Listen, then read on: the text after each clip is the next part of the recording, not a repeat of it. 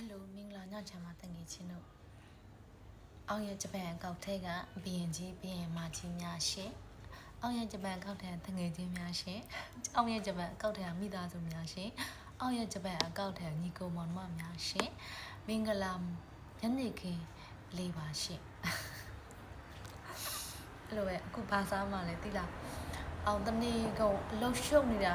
ကွန်ပျူတာတစ်လုံးနဲ့အလုံးရှုပ်ပြီးတော့အခုညီးလေကထမင်းဘလို့စားလဲသိလားစီနဲ့စားနဲ့ငရုတ်သီးတောင်လေးနဲ့အဲ့လိုစားရတယ်နော်ထမင်းကိုလေထိုင်ရနေမထရအောင်ပြီးရအခုဘာစားမှလဲသိလားပေါင်မုတ်အော်ကော်ဖီပေါင်မုတ်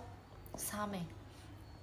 အဲ့ဒါတော့မှလေမနေ့ကဖျားရှိခိုးရင်းနဲ့ကမန်းကလေးပေါင်မုတ်နဲ့ကော်ဖီကတ်ထားတာအဲ့ဒါအခုစွန့်လိုက်တယ်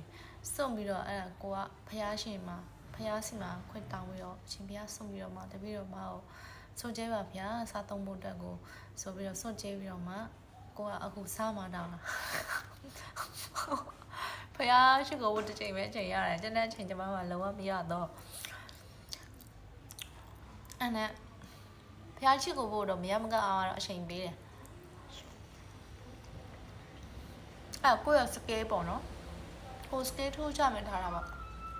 ငါဒါကိုတနေ့မှဒီနေ့မှငါဒါကိုရအောင်လုပ်မယ်တခုတော့ပြီးအောင်လုပ်မယ်ပေါ့အဲ့လိုစကေးပေါ့နော်အဲ့လိုပဲစိတ်ကိုလေကိုစိတ်နဲ့ကိုပဲအေးချမ်းကိုကဘာလေးနဲ့ကိုဖြတ်တန်းချင်တယ်ကွာတခြားဟိုစိတ်ကို toxic ဖြစ်စေမဲ့အရာတွေလုံးဝလက်မခံချင်တော့မလို့ချင်တော့ရောက်လား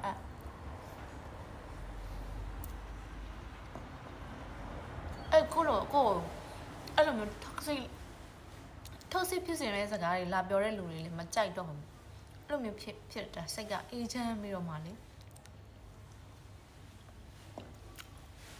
အဲ့ကျတယ်လို့မဟုတ်စိတ်နှုတယ်လို့ပဲခေါ်မလားဘယ်လိုခေါ်မလဲမပြောတတ်ဘူး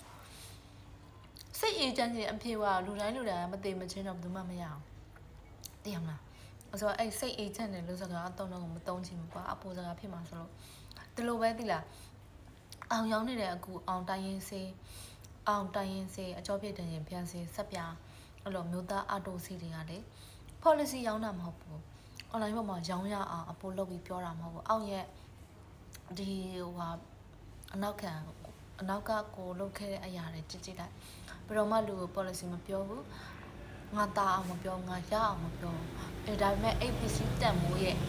ကောင်းချောင်းကိုတော့တကယ်ချပြပြီးတော့ really ကိုယ့်ရဲ့ဝယ်ယူသူတွေကို really ချပြတာပေါ့နော်ဒါကိုယ့်ရဲ့တက်မိုးကိုတုံးကြည့်မှသိလိမ့်မယ်ဝယ်ကြည့်မှသိလိမ့်မယ်အဲ့ဒါတပုံ